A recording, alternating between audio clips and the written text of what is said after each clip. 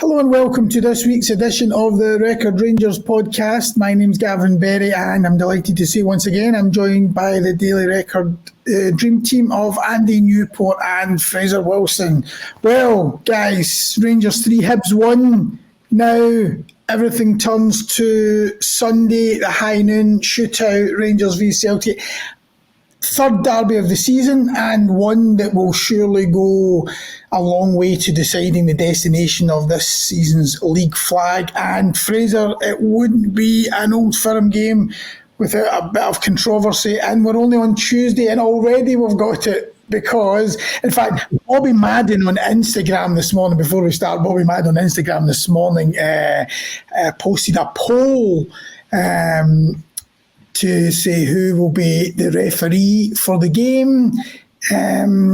When we published the story earlier this season, it narrowed it down to 4 because the 2 referees who had taken charge this season, Don Robertson and Nick Walsh, he made the point they wouldn't get it. So it had a poll, who's going to get it? John Beaton, Kevin Clancy, Willie Collum or Stephen McLean. At the time we published the story this morning, John Beaton had 43% of the votes.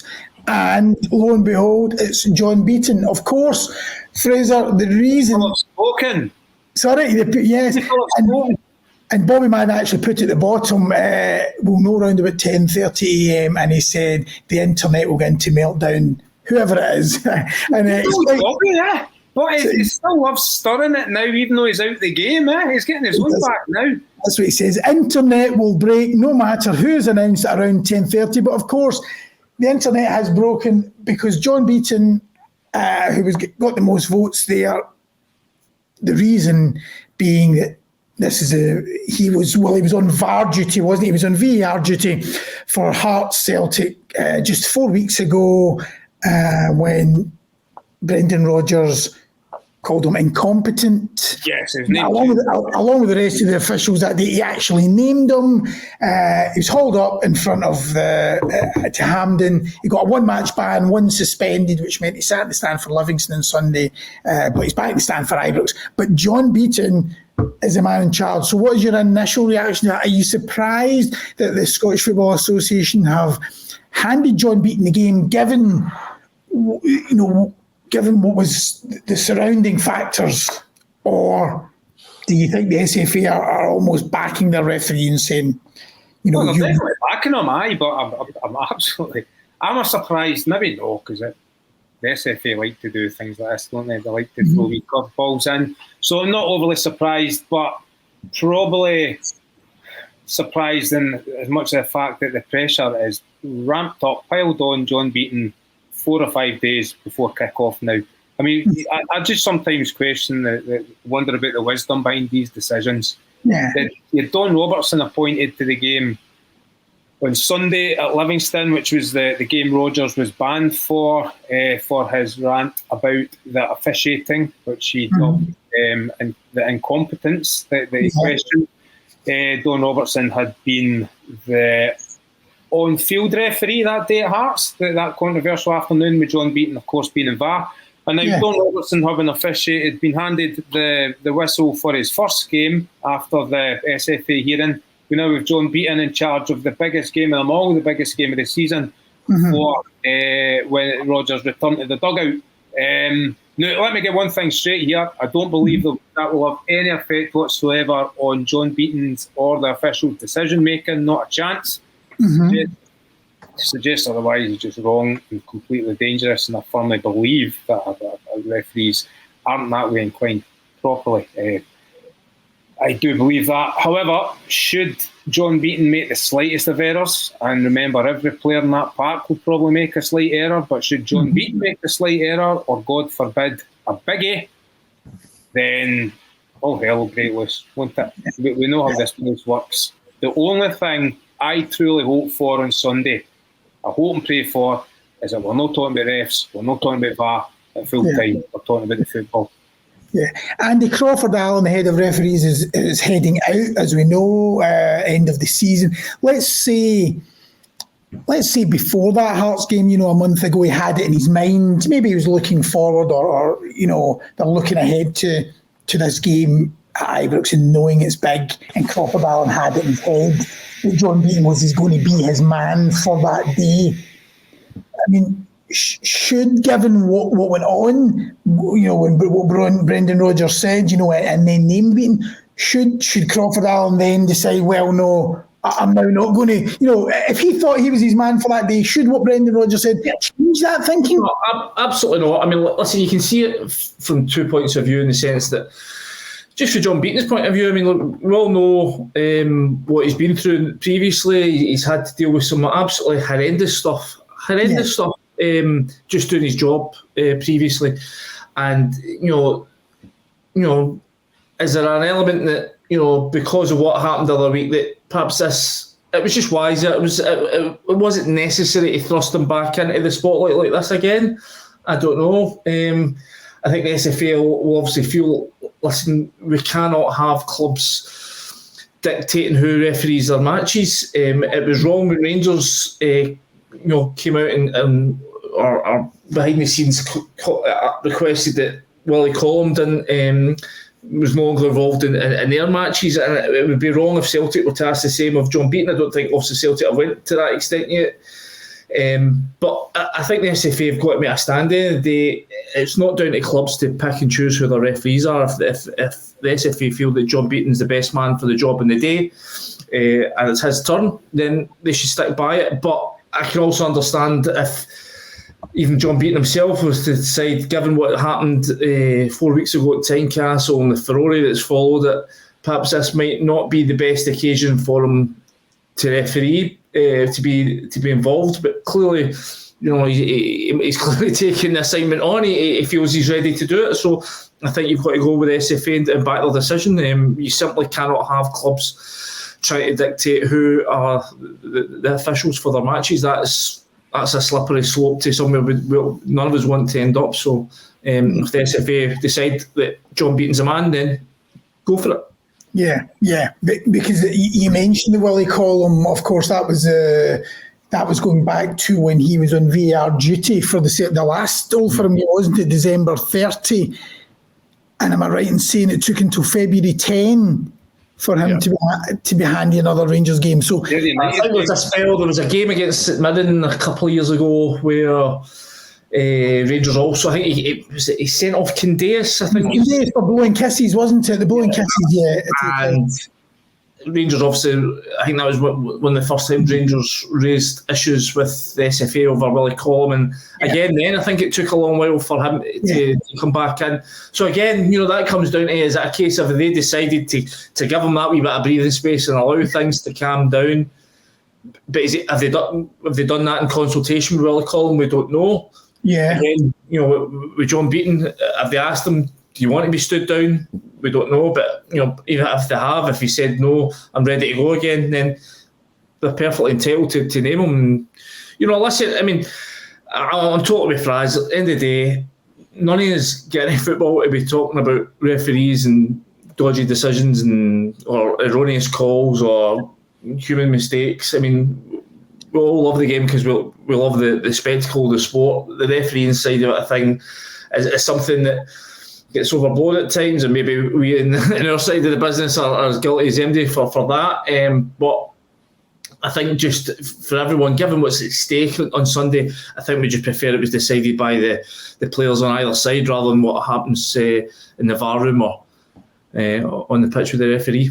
Yeah, because social media and is just every second comment is talking about John Beaton. It certainly was, and the decision. But I actually see some Rangers fans saying, this is obviously Celtic fans are up in arms about it. Why is John Beaton getting a game so soon after the controversy at Tynecastle? But I see some Rangers fans actually saying this is the worst decision, the worst appointment they could have got, because they now think that John Beaton will be scared to give them anything. Just brought everyone together then. Bro, it's a massive.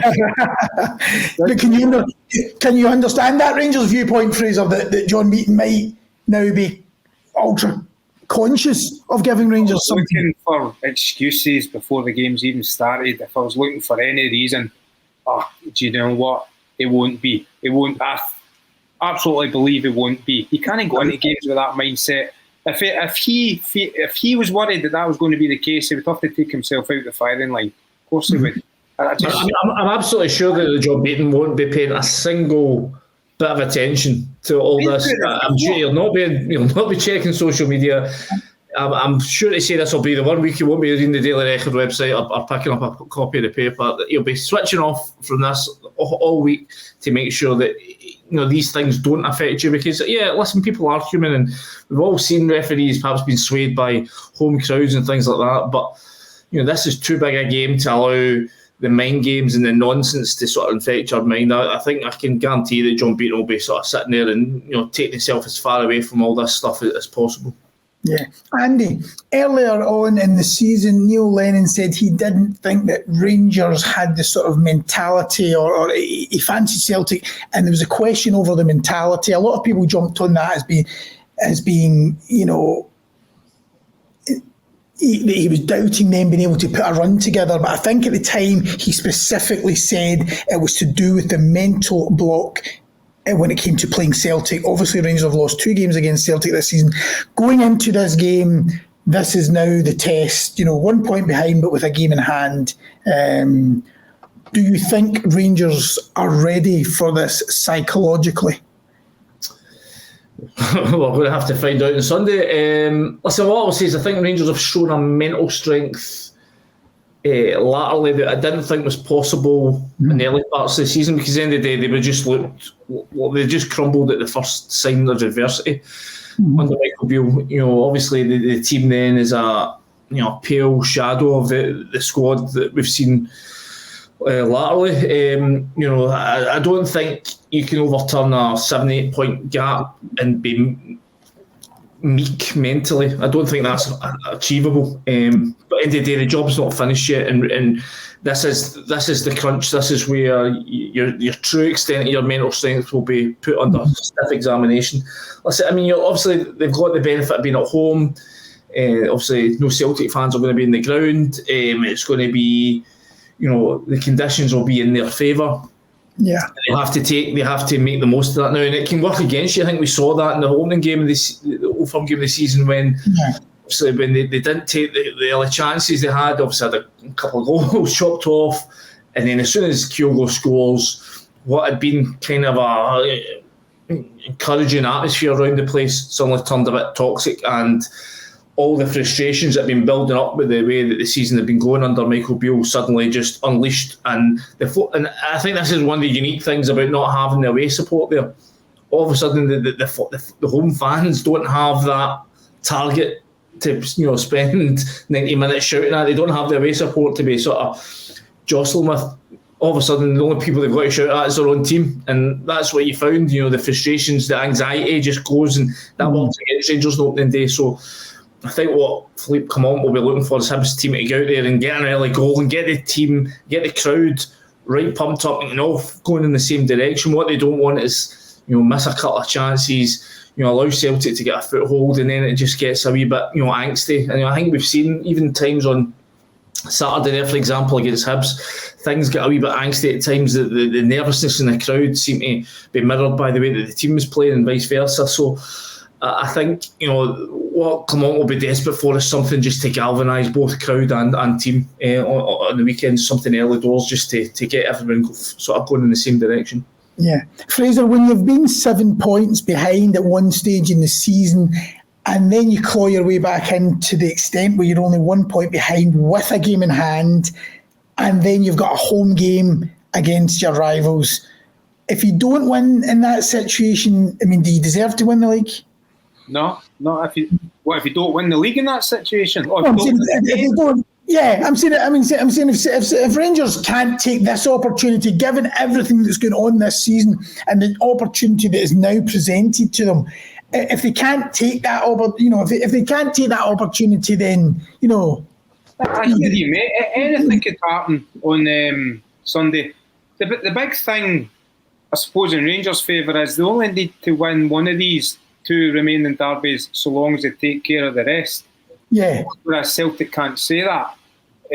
So, no, to answer your question, no. I think if they draw on Sunday, the momentum still stays with them. I think the psychology thing's a massive thing, and I love what Andy said there about the crowd. They've got such a big part to play this weekend, because, as he says, if you get 50,000 on your side, that's a huge kind of wave, a huge surge of strength that you get off that. But as you saw in that last derby at Ibrox, if that 50,000 start turning against you, then the legs will go, and old jelly legs will kick in. So it's only a good thing. It's only a positive for Rangers if they keep them on side. And as Andy says, that means getting off to the right start, not falling behind, and attacking Celtic with a proper game plan. So, as I said, no, the momentum is with Rangers. They've looked steely under Philippe Clement, and I think can't underestimate the impact that a manager's kind of daily influence will have on these players. You know, that we see it in pressers, the way he conducts himself, the way he speaks. He's clear, he's concise, it carries a weight, and I just imagine that is vital in the dressing room and on the training ground on a daily basis for these Rangers players. That they'll buy into that, and I think that's why there's been this big turnaround in sort of mental strength or just performances, really, for the Rangers. More or less the same group of players. I think it all comes from the manager.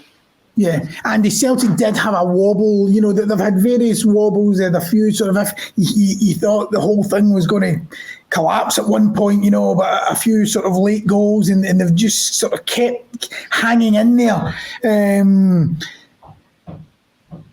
Had this game been taking place a month ago, Rangers would have been stronger favourites. You sense that Celtic are just getting some of their bigger players back. They're looking more of an attacking threat, and of course, the closer the game gets, you have the Brendan Rodgers record in this game. I think 1 defeat in 15? Is that right? 1 defeat in 15. So, do you sense that the confidence is coming back across the city?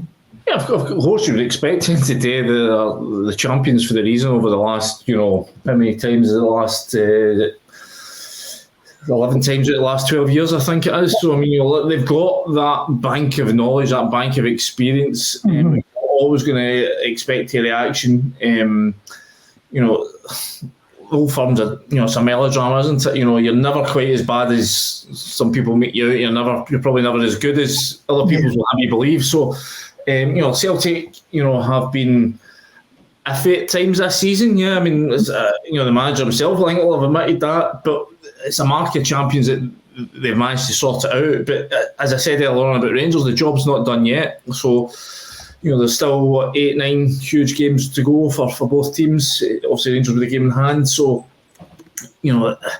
I think this is such a big game. It's great just to get into an Old Firm game at this stage of the season where things are still meaningful. There's so many times where we've been going into a game in sort of March, April time, and really all you're talking about is clutching at straws that one team can sort of draw it, can sort of pull it back. It's great that we're getting into a game and everything's on the line here, and even to honest, even if one team wins it, that doesn't necessarily mean that the season's over. You've obviously still got that last fourth and final game at Celtic Park to come. Post game, the games after the split are always edgy, nervy affairs. So it's brilliant just to actually have a meaningful title race, a title race worthy of the name. So I just can't wait for it. I'm really looking forward to Sunday's game. Yeah, Andy, you were obviously at Ibrox on Saturday. I mean, the team selection is going to be fascinating. You had a piece this morning with Clement talking about Kemar Roof. We spoke before about Dessers and not having an alternative. We don't know. I mean, how fit is Roof? Clement was sort of saying he has to prove his fitness. Is there an alternative to Dessers playing in attack on Sunday, or do you think he's the only option? Listen, I think Cyril Dessers is going to start on Sunday. I don't think you leave Kemar Roof completely out of the matchday squad on Saturday, then somehow parachute him at the starting lineup 8 days later. I just don't think that happens. So, no, I think it'll be Cyril Dessers, and I think Rangers just have to hope that it's the first half Cyril Dessers that you get rather than the second half. And that's the trouble with Dessers, and we've said it all season, is that from one moment to the next, they can have these wild fluctuations in form. I mean, the header, he comes close to a header just after Hibs equaliser. Sort of gets up off the ground. I think it's a Barisic ball in, really firm header, bit straight down Marshall's throat. Marshall tips it over, and then a couple of minutes later, ball from the other side from Campbell whipped in, and what a finish from him! It's moments like that you think, wow, this guy, he is a player. He can contribute something. And then 20 minutes later in the second half, and he's got a huge chance to bury the game. And as I said, to sort of take away some of that tension that was starting to build around Ibrox, and skews a great chance wide from a Tavernier cutback. And those are the things that will just drive supporters absolutely mad, because it's just like they just want a bit of consistency that he's playing. It's just not how he is. So, listen, he's had chances in all firm games. Most notably that one at Parkhead when he's a year to pick his spot as he's running through and just sort of dallies. And I think it was Alistair Johnson getting back in to make the challenge. So, I can't see it being Dessers. I think the bigger concerns maybe left back. Obviously, I thought Borna Barisic earlier on this season was playing as well as he had done, but then had a bit of a nightmare at Rugby Park and just hasn't had a look in since. Ridvan Yilmaz has been just nailed on. Probably one, as I said last time I was on with you, Gav, that he's probably been the Rangers' best performer since the turn of the year. Obviously picks up that knock in international duty. We reported last week that we understood that he was confident in being available for the game. He would sit out at Hibs, but he was confident in being available for the Celtic match.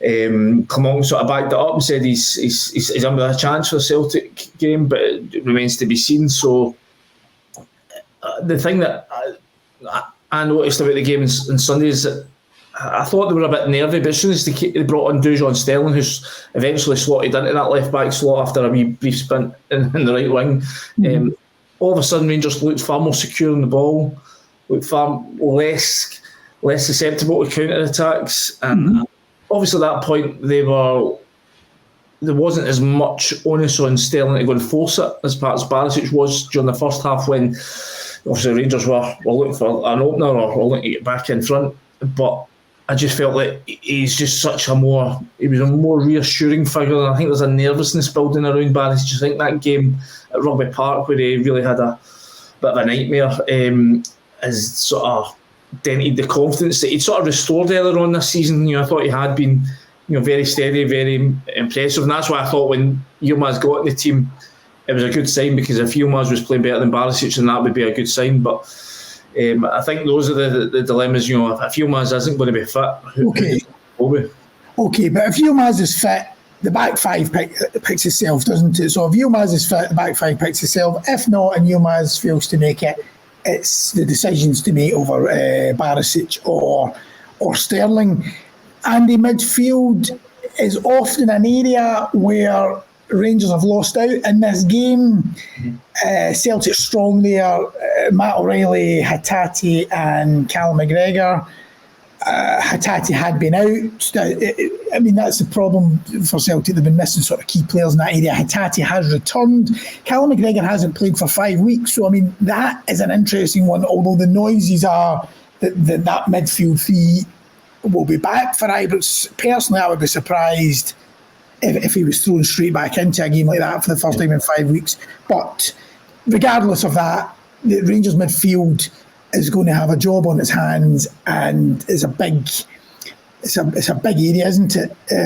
Who are you playing in the midfield? It's Lundstrom's an obvious one. I see a lot of people saying Diamandi, possibly too lightweight for a game like this. Maybe doesn't have the physicality. It's a bit like Cabana. I think he's got the skill set that it's just, I think he takes out that need for physicality with his movement, with his awareness, his touch. I wonder. I think Cantwell, obviously been out for a month, came back and got a good hour under his belt at the weekend. Obviously got an assist. He was in a really good place before he got that injury up at McDermott. So I just wonder does he perhaps look to stiffen in midfield and just maybe play Diamande in that 10 role rather than Cantwell, and maybe bring in Sterling and just, put him alongside Lundstrom? Because I think whenever those two guys have played together, they've always looked pretty solid. They look like they've got a good understanding, and they obviously bring that physicality as well. So I wonder if that would be an option. I think Cantwell, again, at Parkhead, really get the runaround off of Callum McGregor that day. But again, it's totally, as you say, it's different circumstances. It's going to be at Ibrox. Obviously Cantwell coming off an injury, but McGregor really just coming. Well, if he's going to start, will be his first game, as you say, in over a month. So it's intriguing. There's some really big calls for the manager to make. Right. So you think it could be Sterling, Lundstrom, Diamande? You think possibly?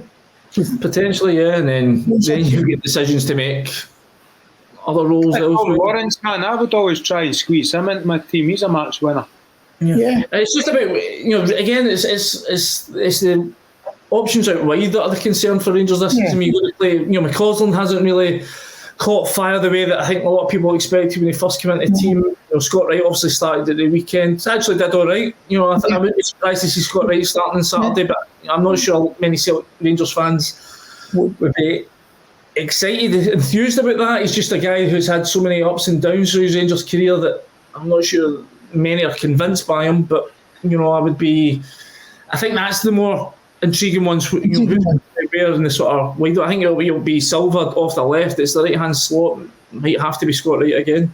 Yeah, that's what I was going to ask you, Fraser. Then just to finish off, we'll just fill the blanks. As Andy says, the wide men it's going to be very important. Sima comes on and gets 10 minutes against Hibs, but that's he hadn't played since January. When he gets sent home from the Africa Cup of Nations.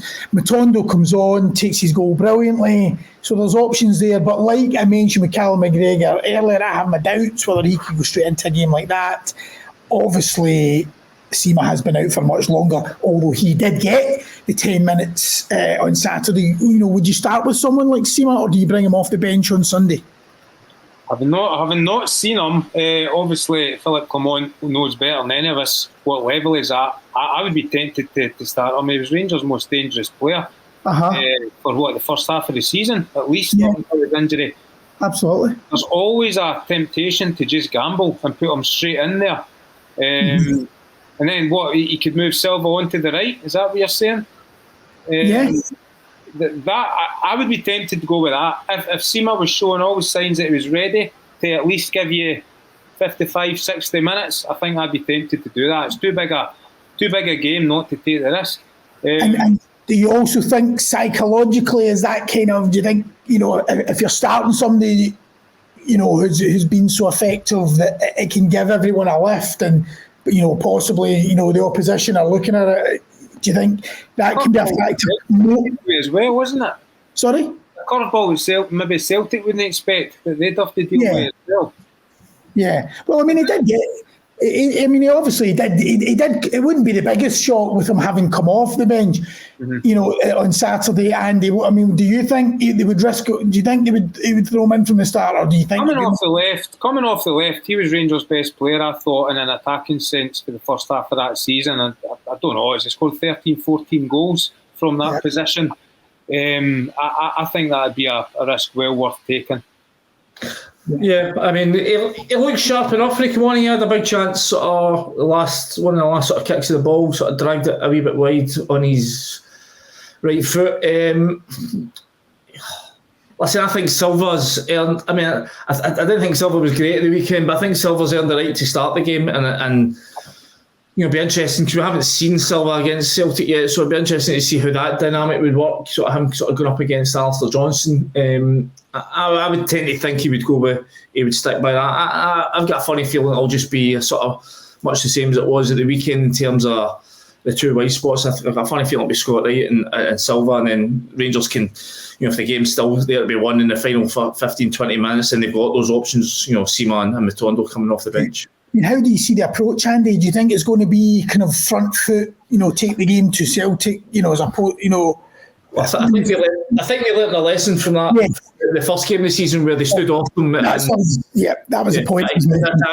As I was saying, in terms of, I was talking earlier on about the importance of taking the crowd with them. I mean, Rangers sort of, that day was a Celtic team that were really there for the taking, in the sense that the centre-back pairing was so untried, untested. Scales and Lagerbielke, I think it was that day. So, and Rangers just never really laid a glove at them, never really got at them, and you think it was just such a missed opportunity. So they can't, I think for Clement's own sake, to avoid, listen, he's had a fantastic start so far, but this is, so did Michael Beale, and it was his failure to make a mark in Old Firm derbies that really, that's where the doubt started to seep in, and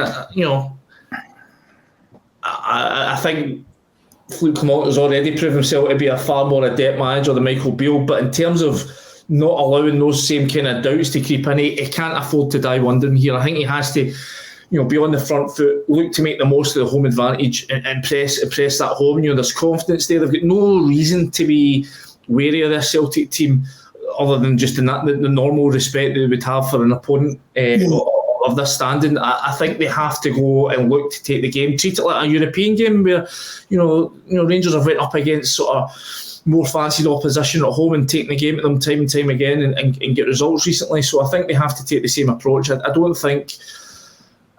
just don't think the crowd will accept them sitting back and try to play counter-attacking football at home when there's no Celtic fans there.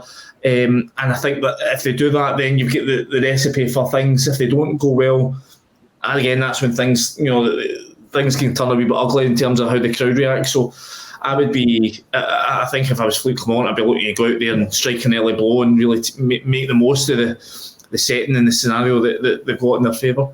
Great. Okay, good stuff, guys. I won't let you go, but without one quick prediction. So what are you going to go for, Fraser? Rangers win.